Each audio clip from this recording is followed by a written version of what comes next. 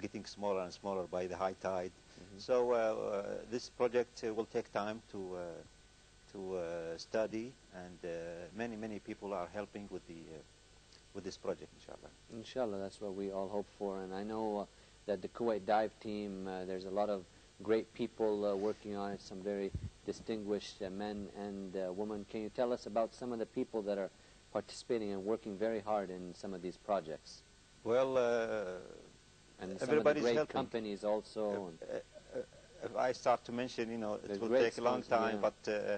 But first of all, of course, I can't forget the Kuwait Volunteers Committee, head by Sheikh Abdullah Ahmed, that's right. which is very supportive to the team, and we work together, side by side. Of course, we have Ministry of Interior, the Coast Guard, we have the Fire Department, we have Kuwait Oil Company, we have Kuwait Petroleum Corporation. I cannot. And so many numerous volunteers also. Of course, the dive team volunteers, they're always there. We have about 50 very active members, and we have like 200 standby, We can call any time and they can come and join and help. And also, I believe the members of the bird protection committees and so on, they're also volunteers. Everybody's volunteering, and this is what we do. We don't do commercial work. That's the message. We're doing all this just to feel good about the environment. That's the message. And what you guys are doing is very important, and you can tell that the touches and so forth of protecting the environment, it's very important. And what future projects? We've talked a lot about some of the projects that are going to be implemented in the near future. What else could you tell us about some of the other projects, Mr. Abdullah? Of the Kuwait dive team now. The Kuwait dive team, the main thing is the marine life. This is what we focus on. We're still doing the artificial reefs. We're continuing. We're doing, of course, the mooring buoys. If you remember the mooring buoys around the coral reef areas where boats can use to anchor. We're still doing the net and cleanup of the coral reefs. Of course, photography, documenting underwater.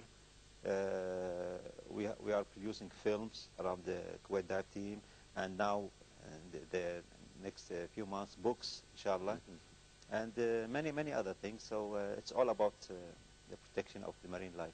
Do you have an idea when this book that will supposed to be in production will be finished, the one in English and French? Is there a date for that? Well, approximately? Approximately, maybe 2 months or 3 months, inshallah. So inshallah. Have the photography and the pictures ready inshallah. For that then. So at the end of this interview, Mr. Abdullah Fadl, Kuwait dive team, what advice or final comments would you like to give to the viewers who are watching right now?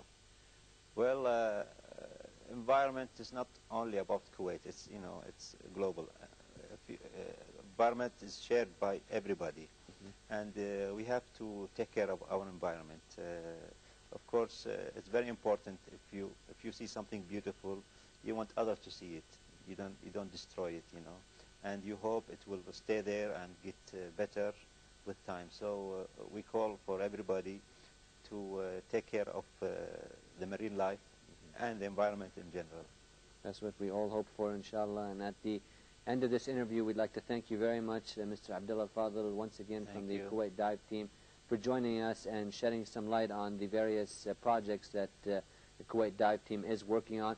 And we'd just like to remind our viewers that the Kuwait Jabir Reef in Bnaider on October 2nd this year, of course, 2003, coming up very shortly, will be a big event.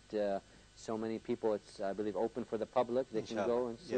Yes. Okay, that's October 2nd. It's going to be a very special project, and hopefully we brought some footage, underwater photography there of the cutting of the ribbon and so forth.